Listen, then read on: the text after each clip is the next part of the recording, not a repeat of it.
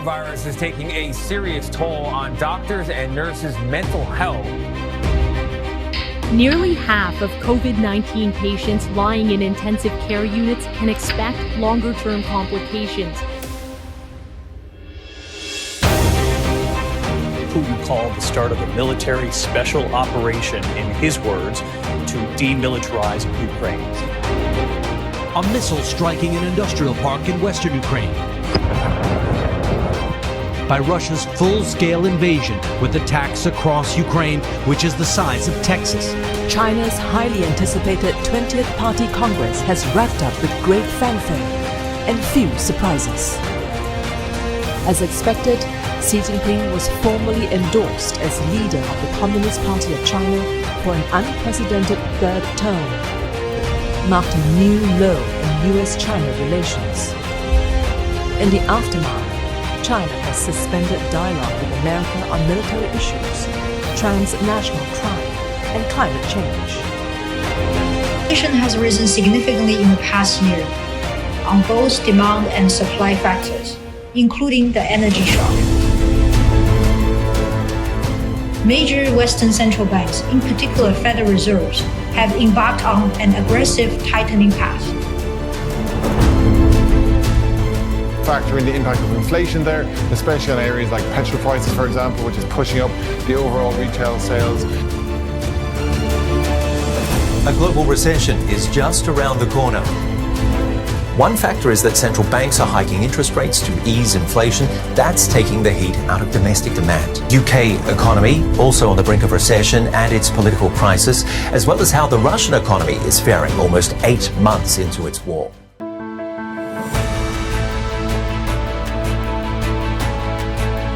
If you're worrying about what can go wrong, chances are you will create the protections against that thing going wrong, and therefore that's good.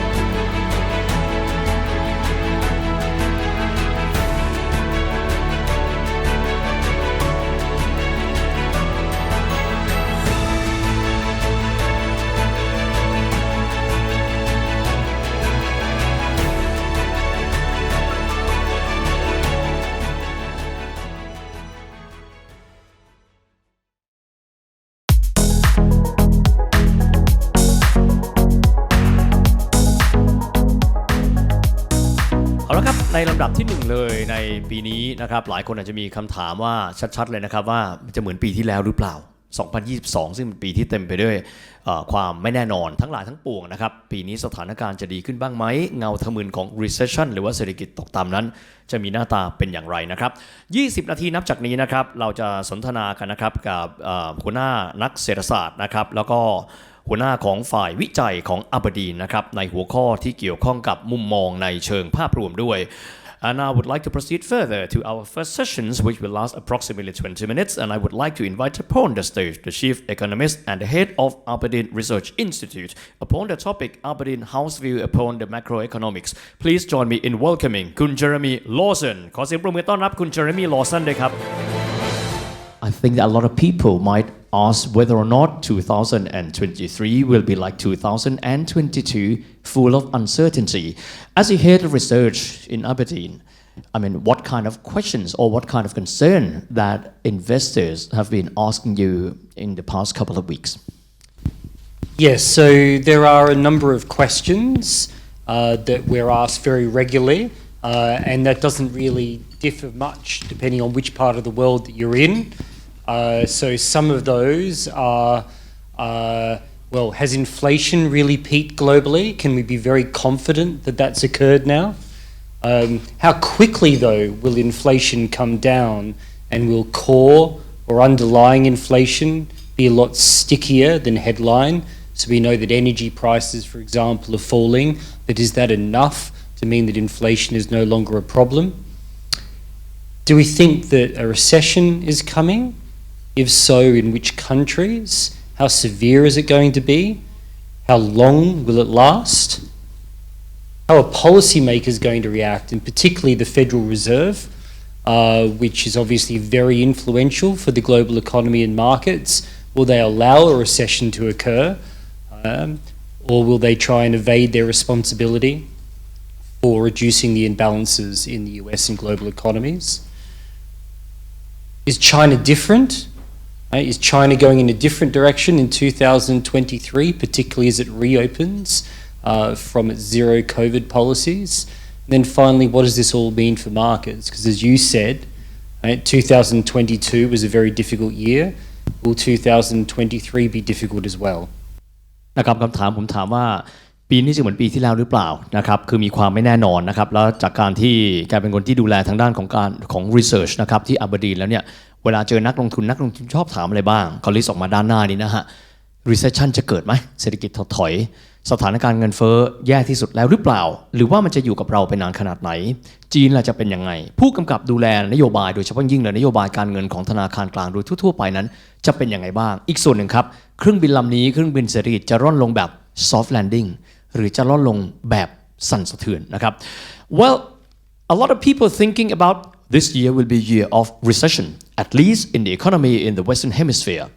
how is your view upon possible recessions here in the world economy So let me explain why we do think that recessions in a lot of economies is likely in 2023. So let's maybe trace the last 4 or 5 years and sort of think about each year since 2020 in slightly different terms. 2020 was obviously the year of the pandemic, but also the year in which governments and central banks around the world put in place some of the most extraordinary policy stimulus that we've seen in decades. So that was responsible for the very, very rapid recovery of financial markets and most economies coming out of the pandemic. 2021, though, was the year in which the first signs of high inflation began to emerge. One of my favourite anecdotes is to remind people that even before the war in Ukraine, so in the second half of 2021, core inflation in the United States was already rising at a 6% annualized pace. This is well before the energy shock. So 2021 you should think of as the year in which policymakers made their biggest mistakes because they diagnosed the inflation problem as transitory. It means that they kept monetary policy in particular too loose for too long, and by the time they realised the error of their ways, inflation was already too high and was going to be very painful to adjust. Then 2022 comes and central banks wake up. Right? They start to reduce the degree of policy accommodation. They do so rapidly, this is why bond markets behaved so badly last year, why global interest rates rose very significantly. And those increases in interest rates were primarily responsible for the weakness in equity prices in 2022 as well, because the fluctuations in that discount rate are really responsible for why the market sort of was moved around so much. Of course, last year we already had the war in Ukraine, which amplified all of these problems.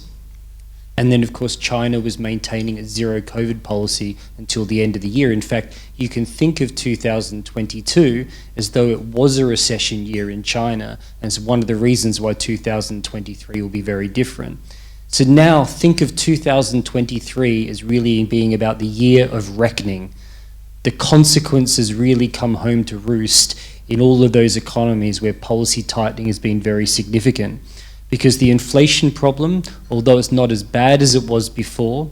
it is still a lot of sticky inflation. Labour markets are far too tight in a number of economies. And the history tells us that when inflation is very high, particularly domestically generated inflation, it takes a lot of economic pain to bring it down again. Okay, so we think that a recession is most likely as a way of correcting those imbalances in the major economies. แกบอกวันนี้นะครับบอกว่าผมบอกว่าขอไปที่เรื่องของภาวะเศรษฐกิจถดถอยปีนี้ถดถอยหรือเปล่าสรุปสั้นๆนะครับแกบอกว่าสิ่งที่มันจะเกิดขึ้นคือ recession เป็นเหมือนการผมขอใช้คำนี้แล้วกันเนาะชดใช้กรรมหรือว่าแก้ไขสิ่งที่มันเกิดขึ้นมาในอดีตแกก็เลยย้อนกลับไปครับในปี 2020 ปีแห่งการแพร่ระบาดโควิดนโยบายการเงินของทั่วโลกเลยจะผ่อนคลายมากขึ้นมีการอัดฉีดสภาพคล่องเข้าไปเยอะมากๆนะครับจนกระทั่งว่า economy ก็กลับมาแข็งแกร่งในปีถัดมา 2021 ครับประเด็นก็คือเมื่อมันกลับมาแล้วนะครับจริงๆแล้วตั้งแต่กลางปี 2021 แล้วเนี่ย เราเห็นภาพแล้วครับว่าเงินเฟ้อแน่นอนเพราะว่า core inflation ในไม่นับรวมพลังงานกับอาหารเนี่ยเงินก็เฟ้อไปแล้ว 6% ด้วยกันแต่ว่าครับธนาคารกลางของแต่ละประเทศโดยเฉพาะโลกตะวันตกมองว่าประเดี๋ยวประดาว transition เดี๋ยวมันก็ไปแต่ที่สุดแล้วไม่ใช่ครับหลังจากนั้นปี 2022 เข้ามาธนาคารกลางตระหนักและตื่นตัวมากขึ้นว่ามันไม่ใช่แบบนั้นนะครับพอเกิดสงครามรัสเซียยูเครนมากขึ้นเกิดขึ้นมาปั๊บก็เลยเป็นการซ้ำเติมนะครับทางธนาคารกลางก็เลยต้องหาวิธีการในการแก้ไขในขณะที่จีนเองครับก็จะเจอปัญหาไปปีที่แล้วแกบอกว่าจีนเองเปรียบเสมือนกับมัน recession ไปแล้วปีที่แล้วเพราะฉะนั้นปีนี้คงจะไม่เหมือนเดิมด้วยนะครับการที่มีการ react อย่างค่อนข้างช้าของธนาคารกลางทั่วโลกท่ามกลางภาวะที่เป็นแบบนั้นนะครับรวมกับปัจจัยต่างๆดังนั้นนี่แหละครับก็เลยสั่งสมมานะครับทำให้น่าจะกลายเป็น recession หรือว่าเศรษฐกิจถดถอยได้ในปีนี้กันด้วย well we can't go further without thinking about inflation. Has it been behind us? And when you earlier mentioned about sticky inflation, how sticky it will be? Yes. Okay. So I'm going to start with some good news. So the good news is that headline inflation has peaked globally. Okay. So I'm sure you've already seen that energy prices have fallen very substantially from their peaks.Food inflation is also starting to moderate around the world, and so this is a disinflationary impulse that's coming through in 2023. Beyond that, we're also seeing the supply chain bottlenecks that have put a lot of upward pressure on durable goods prices in particular, so things like furniture, phones, cars.This is also starting to unwind, and we're seeing disinflation, in fact, outright price declines in some of those categories. So this is dragging inflation down. In fact, it's one of the reasons why markets have become a lot more optimistic in recent months, because they've been observing these better inflation trends, and they're starting to think that, well, maybe recessions aren't necessary after all.The problem, as I sort of intimated a little earlier, is that core inflation, so this is price developments excluding food and energy, particularly in the services sector, are much stickier. In the United States, there are twice as many job openings or job vacancies as there are unemployed people. There are also far many more vacancies than there are hiring.by firms. It's very, very difficult for companies to find labour, and this is one of the reasons why wage growth is very high. And so again, it's very, very difficult to reduce wage growth to the levels that are consistent with central bank targets without the unemployment rate increasing very substantially at the same time.And so this again underpins one of the reasons why we're more pessimistic about the global macro outlook, because we just don't think that you can reduce this sticky part of inflation without the economy suffering in the process. ถามแบบนี้ครับว่าในเรื่องตัว inflation หลายคนวิตกบอกว่าแล้วที่บอกว่ามันผ่านจุดสูงสุดไปแล้วเนี่ยจริงไหมนะครับข้อแรกข้อที่2เมื่อสักครู่แกตอบมา sticky inflation มีความหมายว่ามันอยู่กับเรามันฝังแน่นครับมันไม่ออกไปง่ายๆไอ้คำว่าฝังแน่นมันฝังแน่นเพราะอะไรและจะเป็นอีกยาวนานขนาดไหนข้อแรกก่อนมันผ่านไปแล้วครับก็คือถ้าเราดูตัวเลขก็จะพบว่ามันผ่านไปนะครับแต่ว่าอีกส่วนหนึ่งก็คือว่าsupply chain disruption หลายคนจะจำกันได้ว่าปีที่แล้วเนี่ย supply ทั่วโลกน้อยแต่ demand มันค่อนข้างเยอะดังนั้นก็เลยเกิดภาวะครับที่ค่าครองชีพก็เลยปรับตัวสูงขึ้นนะครับแต่ว่าปีนี้ครับ supply chain disruption ก็จะน้อยลงดังนั้นเนี่ยมีความหมายว่า supply มามากขึ้น demand อาจจะพอๆกับเดิมดังนั้น inflation ก็จะต่ำลงไปด้วยแต่ขณะเดียวกันครับถ้าเรามาดู X-ray ไส้ในของตัวคำว่าเงินเฟ้ออยากให้ไปดูคำว่า core inflation มีความหมายว่าเงินเฟ้อพื้นฐานนะครับซึ่งไม่รวมปัจจัย2อย่างก็คืออาหารกับพลังงาน2ส่วนนั้นครับถ้าเกิดเราตัดออกไปแล้วตัวเงินเฟ้อหลักๆเลยต้องไปดูนะครับว่าเรื่องของค่าแรงของคนในเวลานี้จะเพราะว่าตลาดแรงงานของโลกตะวันตกโดยเฉพาะสหรัฐอเมริกายังแข็งแกร่งมี vacancy หรือว่ามีตำแหน่งงานว่างนะครับพร้อมที่จะให้คนเติมเต็มเข้าไปเพราะว่าคนกำลังคนเนี่ยเข้ามาเพิ่มเติมท่ามกลางเศรษฐกิจแบบนี้ดังนั้นค่าแรงจึงมีการปรับตัวสูงขึ้นดังนั้นปัจจัยสำคัญการผลักดันเงินเฟ้อมันยังไม่จบนี่คือสาเหตุที่เลยบอกว่ามันก็ยังคง sticky ต่อไปนะครับOnce we discuss about inflation, which will be stickier than people might have thought, even though it has been peaked already, how will the policy maker would react to that? Policymakers, particularly in the advanced economies, are absolutely laser focused on core inflation and particularly core services inflation. Sometimes I'm asked the question, well, do they really care so much about inflation that they'll allow recessions to occur? Maybe once economic growth starts to weaken, they'll loosen policy more aggressively and just accept higher inflation. That is not our reading of what they're likely to do. In fact, the Federal Reserve has been very, very clear in recent months that markets are in danger of misinterpreting their commitment to bringing inflation down and keeping it there.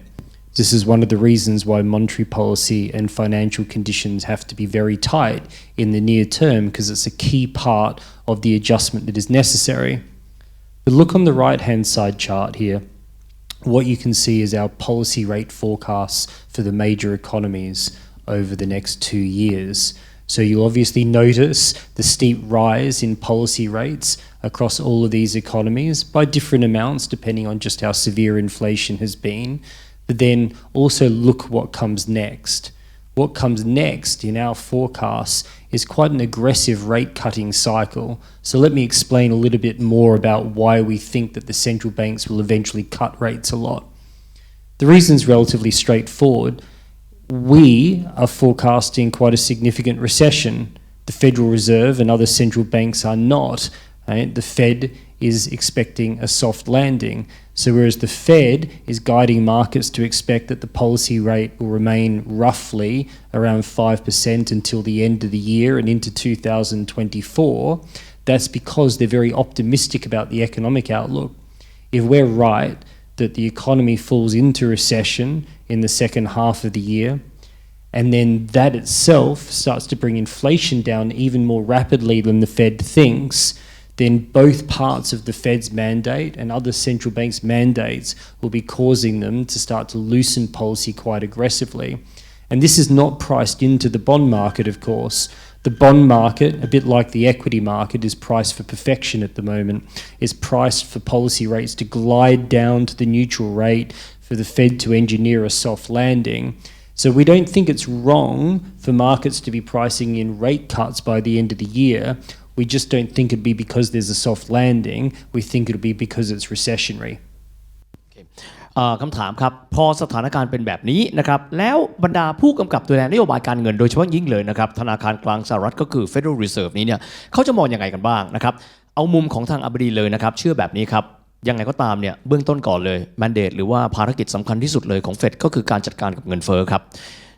โดยที่ยังไม่ได้โดยที่เฟดพูดมาตลอดว่านั่นคือภารกิจที่สำคัญที่สุดโดยที่ยังไม่ได้มองนะครับว่ามันอาจจะเกิดเรื่อง recession ขึ้นนะครับแต่ท้ายที่สุดจากการที่เฟดเองเนี่ยอาจจะยังไม่ได้เอาเรื่องของ recession เข้ามาเป็นหนึ่งในลำดับความสำคัญลำดับต้นๆนะครับหลายคนก็เลยมีความเชื่อว่าก็คงจะมีการปรับขึ้นอัตราดอกเบี้ยจนกระทั่งเฟดฟันเรทอยู่ที่ 5% แล้วคาเอาไว้จนกระทั่งสิ้นปี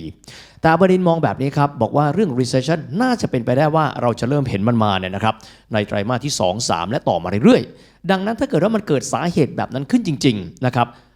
ก็คือมันไม่ soft landing แล้วเนี่ยนะฮะก็อาจจะเป็นไปได้ว่าเฟดนี้เนี่ยหรือว่าธนาคารกลางทั่วโลกอาจจะมีความจำเป็นบางอย่างในการที่จะต้องปรับลดอัตราดอกเบี้ย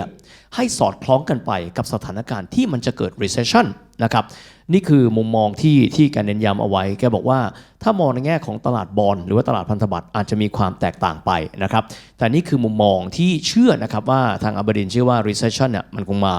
นะครับและสิ่งนี้เองอาจจะทำให้เราได้เห็นการที่จะธนาคารกลางมีการปรับลดอัตราดอกเบี้ยต่อไปด้วยนะครับ Well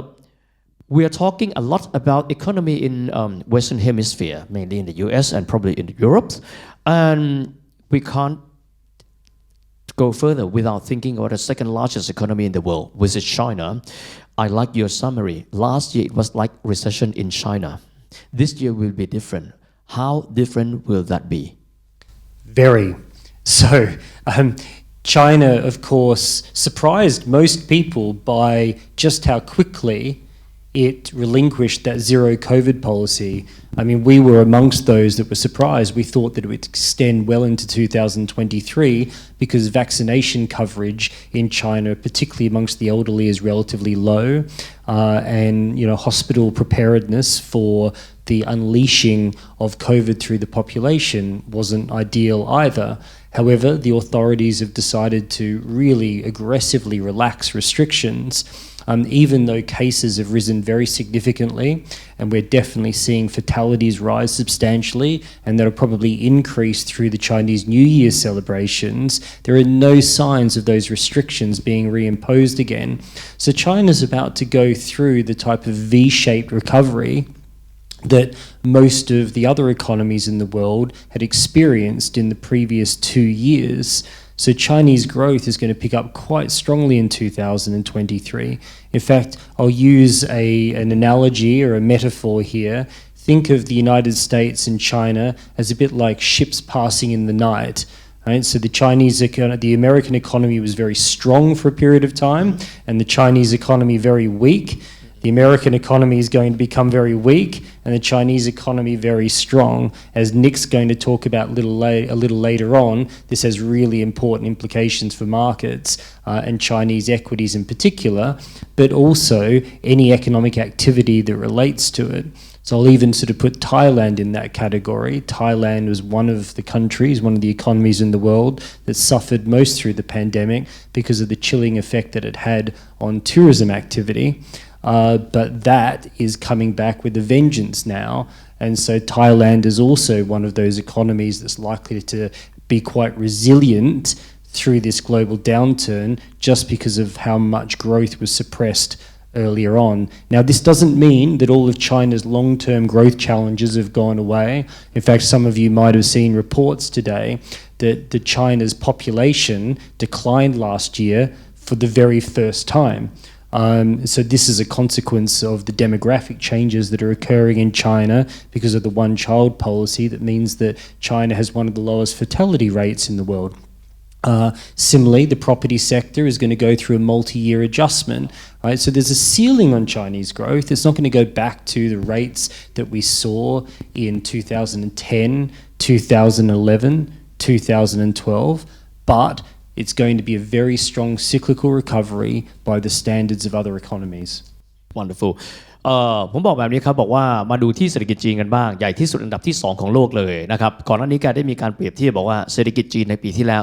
2022มันก็เหมือน recession ไปแล้วปีนี้แตกต่างผมก็ถามว่าแล้วมันจะแตกต่างขนาดไหนแกบอกแตกต่างมากนะครับข้อแรกเลยครับก็คือการกลับทิศนโยบายในการควบคุมโรคระบาด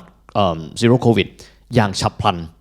ดังที่เราได้เห็นนะครับอย่างฉับพลันก็คือเดือนธันวาคมประกาศปั๊บโป้งเดินหน้าเลยนะครับโดยที่ไม่ได้มีช่วงเวลาที่จะมีการเตรียมตัวก่อนซึ่งแตกต่างไปจากที่มีการประมาณการกันเอาไว้ดังนั้นนะครับตัวเศรษฐกิจกิจกรรมทางเศรษฐกิจจะกลับมาเป็นปกติอีกครั้งหนึ่ง Equity ตลาดตัวของตัวหุ้นเองนะครับก็จะกลับมา lively แต่กระนั้นแกบอกแบบนี้ครับมันยังมีความเสี่ยงไม่ได้หมายถึงปัญหาที่มันมีอยู่นะครับหรือปัญหาที่มันเคยมีมันหายไปหมดและจะปูพื้นฐานการเติบโตอย่างต่อเนื่องแบบไม่หยุดไม่ยั้งนะครับเพราะมันมีหลายอย่าง1ปีที่แล้วเป็นปีแรกครับที่ประชากรของจีนนะครับหดตัวลงมีความหมายว่าอัตราการเกิดน้อยลงกว่าที่เคยเป็นทำให้ประชากรโดยรวมก็ลดต่ำลงนะครับ2ครับอีกอย่างหนึ่งซึ่งแกมองว่ามันคือเพดานครับของการเติบโตเศรษฐกิจจีนก็คือปัญหาหนี้อสังหาริมทรัพย์ซึ่งค้างมายาวนานมากนะครับและไม่สามารถแก้ไขกันได้โดยเร็วดังนั้นการที่ตลาดจะเติบโตเหมือนกับปี2010 2011 2012นะครับคงเป็นไปไม่ได้เพราะว่ามันมีขีดจำกัดในเรื่องบางประการเช่นกรณีของหนี้อสังหาริมทรัพย์ซึ่งไม่สามารถที่จะแก้ได้ในครั้งเดียวนะครับอย่างไรก็ตามโดยภาพรวมแล้วก็ถือว่าเป็นปีที่เศรษฐกิจจีนนั้นจะกลับมาก็ใช้แบบนี้ถ้ามองเนี่ยมันเหมือนกับบางประเทศดีบางประเทศก็แย่นะฮะปีแล้ว USD ปีก่อนหน้านั้นนะฮะ2021จีนอาจจะไม่ดีสลับกันไปปีนี้เศรษฐกิจในโลกตะวันตกไม่ค่อยดีจีนก็จะกลับมาดีด้วยนะครับ Well let's look forward what are other scenarios that the investors should be concerned So as an economic forecaster I'm always very well aware of how important it is to be humble when forecasting. It's not about whether you're going to be wrong, but how you're going to be wrong. And you need to be very nimble when you're making forecasts so that as the world is changing, right, then you evolve with it. There's nothing worse than sitting on a view for a long time that's become very stable. So at Aberdeen, one of the things that we do is we fully specify a lot of different scenarios for how the world might turn out, and we place different probabilities on them, and actually it's the mean view, the probability weighted view, that actually influences asset allocation more than just the base case. So I want to talk about two particular ways that we might be wrong in 2023. One is optimistic. So these circles represent sort of different views. The green are positive scenarios and the red are negative scenarios. So the two I'm going to refer to are sticky inflation, which we think would be one of the worst for markets in 2023. And then what we've called Fed walks the tightrope, which is the soft landing scenario, which we think would be a lot better, particularly for equities. So I think I might sort of start with what might facilitate a soft landing. So earlier you heard me talk about the way that we think that inflation is likely to be very sticky, particularly in services and wages, that will require a lot of pain to bring that down. But we might be too pessimistic about that. It may well be that as energy prices are declining, right, that the supply bottlenecks are improving, that there is a way for inflation also in services to start to come down much more rapidly, for the heat of the labour market to come out without the unemployment rate increasing a lot. That means that actually the Fed is able to do what the market is increasingly pricing in whilst avoiding a recession. So we're paying very, very close attention to services inflation, wage developments, where the jobless claims start to rise as vacancy numbers come down. These things that would tell us that actually this likelihood of a soft landing is rising. On the flip side, and again, you're sort of this theme of inflation really is the most important thing to be paying attention to, is actually even ourselves who are a bit more pessimistic about near-term inflation trends, right? Well, we might not be pessimistic enough. The Fed might be too optimistic about the way that its actions are going to influence inflation dynamics. So in this sticky inflation scenario, what happens is instead of the federal funds rate rising to only about 5% in the next few months, it has to increase to 6% or even more. But as you know, that's not priced into the bond market at the moment. And even though that would primarily influence the front end of the yield curve, so 3-month, 12-month, 2-year rates, all parts of the yield curve tend to at least move together, even by different amounts. And so that would mean that instead of 2023 being a good year for government bonds, instead it would be a very bad start of the year for government bonds, and then that would flow through into equity prices and other risk assets. So that sticky inflation scenario, we have to watch that one even more carefully because it's the one that's the most adverse for markets. นะครับทีนี้ถามว่าแล้วเวลามองครับแน่นอนมันมีตัวแปรครับว่าตัวแปรคือมันไม่อยู่นิ่งๆถูกไหมฮะแกมองว่าตัวแปรที่จะนำไปสู่ซีนาริโอหรือภาษาไทยเราฮิตแปลกันว่าฉากทัศน์เนี่ยมีอะไรบ้างแกบอก2อย่างเลยครับ1เรื่องของ soft landing จะสามารถบริหารได้ดีหรือไม่ดีอย่างไรซึ่งตรงนี้มันมีความเกี่ยวพันกับเรื่องของ sticky inflation ก็คือถ้า inflation มันจะอยู่ไปถึงไหนนะครับเรื่อง inflation แกบอกแบบนี้ครับที่abrdnเราคงไม่คิดว่ามันมีแค่ซีนาริโอเดียวแล้วก็จบไม่ใช่นะครับแกบอกว่ามันเป็นไปได้นะครับว่าเรื่องของinflation ในแง่ของสิ่งที่มันถูกผลักดันด้วย wage คือค่าจ้างแรงงานมันก็มีความเป็นไปได้ครับว่ามันอาจจะไม่เป็นอย่างที่ได้มีการ forecast เอาไว้มันอาจจะตลาดแรงงานอาจจะไม่ได้ดีแบบนั้นก็ได้นะครับซึ่งถ้าเกิดเป็นแบบนั้นนะครับก็มีความหมายว่าเรื่องของเงินเฟ้อก็อาจจะค่อยๆคลายตัวลงไปก็อาจจะเป็นไปได้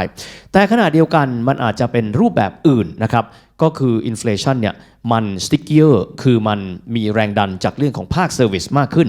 มีเรื่องตลาดแรงงานมากขึ้นซึ่งถ้าเกิดว่าเงินเฟ้อมันปรับไม่ลงนะครับคือมัน sticky นานๆอาจจะมีโอกาสเป็นไปได้อันนี้มองในแง่มุมที่มันไม่ดีนะครับว่าเฟดอาจจะต้องมีการปรับขึ้นอัตราดอกเบี้ยอันนี้คือเป็นซีนาริโอที่เขาบอกว่าเป็นส่วนหนึ่งได้นะฮะ 6% ซึ่งถ้าเกิดเป็นแบบนั้นมันก็จะส่งผลกระทบแน่นอนละครับต่อเรื่องของตัว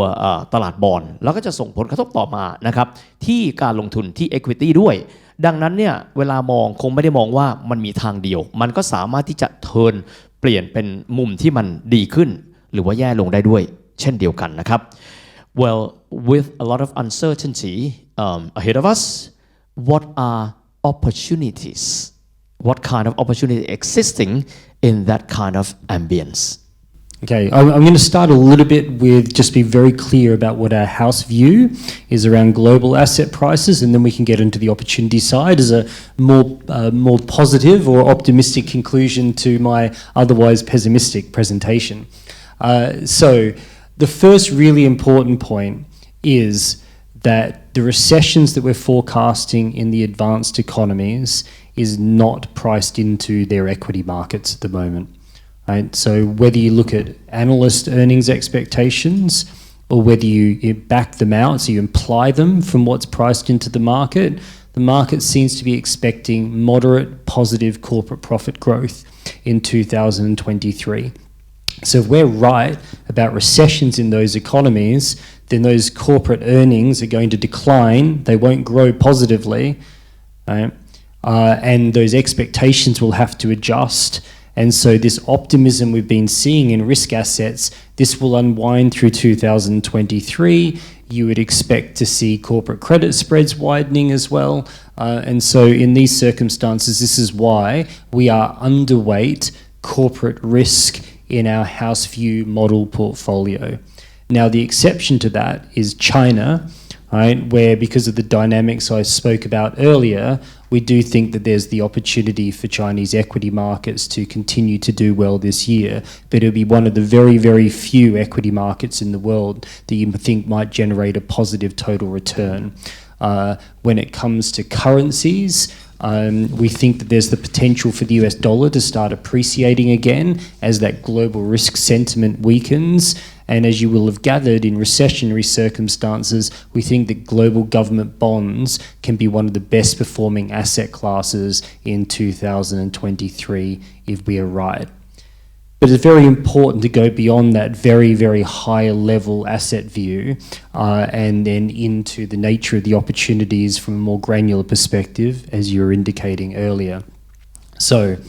obviously many investors, they can't completely disinvest from the equity market. So in those circumstances,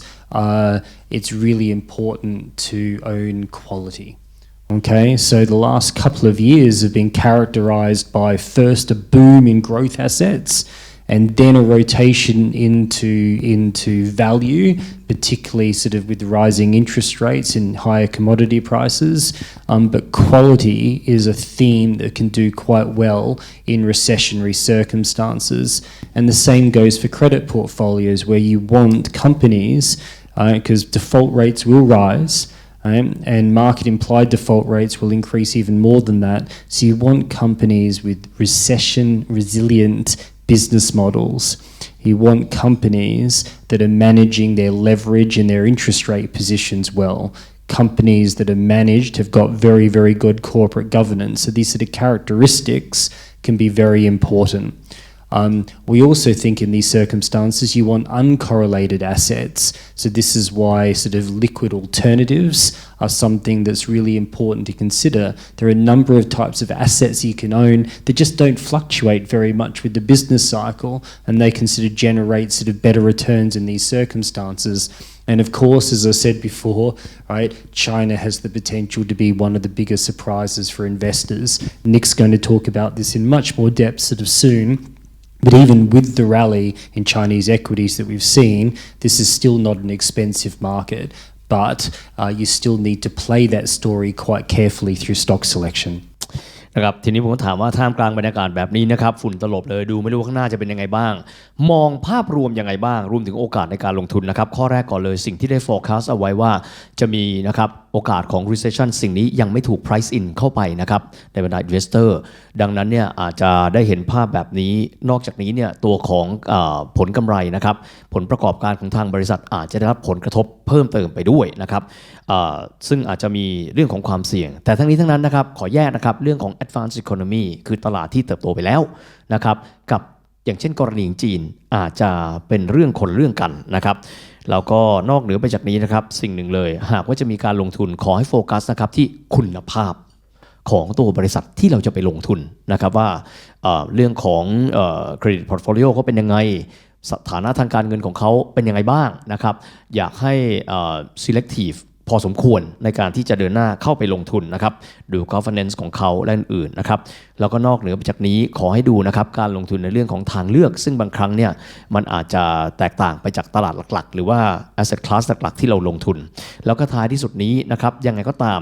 จีนเองนะครับในช่วงไม่กี่เดือนที่ผ่านมา equity เองดูแล้ว rally ค่อนข้างดีครับแต่ขณะเดียวกันในการที่จะเดินหน้าในการลงทุนในจีนขอให้ดูทุกสิ่งทุกอย่างในรายละเอียดนะครับเพราะว่ายังไงก็ตามครับในการเดินหน้าเหวี่ยงแหคงไม่ได้นะฮะก็คงจะจำเป็นต้องมีการพิจารณาโดยรอบคอบในทุกตลาดรวมถึงตลาดจีนซึ่งถึงแม้ว่าที่ผ่านมาแรลลี่ได้สวยงามมากก็ตามแต่นะครับ Well it has been an extremely fruitful and very contributive 20 minutes Thank you very much คุณ Jeremy Thank you นะครับขอเสียงปรบมือให้คุณ Jeremy Lawson ด้วยนะครับ Well thank you very much for that